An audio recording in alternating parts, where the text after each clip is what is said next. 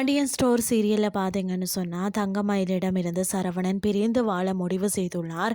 தங்கமயிலும் தன்னுடைய குழந்தைய தாயாக நானே வளர்த்து கொள்கிறேன். யாருடைய துணையும் எனக்கு தேவையில்லை என தைரியமாக முடிவெடுத்துள்ளார். இருந்தும் கர்ப்பமாக இருக்க மயிலுக்கு துணையாக நிற்க வேண்டும் என கோமதி மற்றும் மீனா தங்களால் முடிந்த உதவிகளை செய்து வரார்கள்.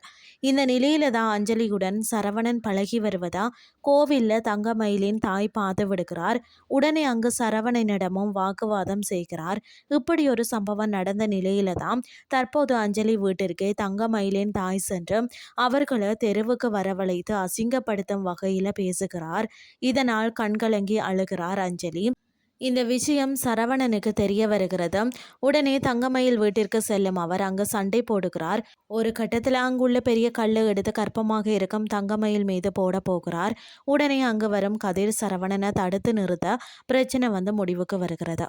இதற்கு பிறகு தனது தாயிடம் பேசும் தங்கமயில் திடீரென மயக்கமடைந்து கீழே விழுகிறார். உடனடியாக அவரை மருத்துவமனையில் அனுமதிக்கிறார்கள். தங்கமயில் மருத்துவமனையில் அனுமதிக்கப்பட்டுள்ளார் என்கின்ற விஷயத்தை சரவணனிடம் பாண்டியன் கூற அவர் மருத்துவமனைக்கு வந்து மயிலை சந்திக்கிறார்.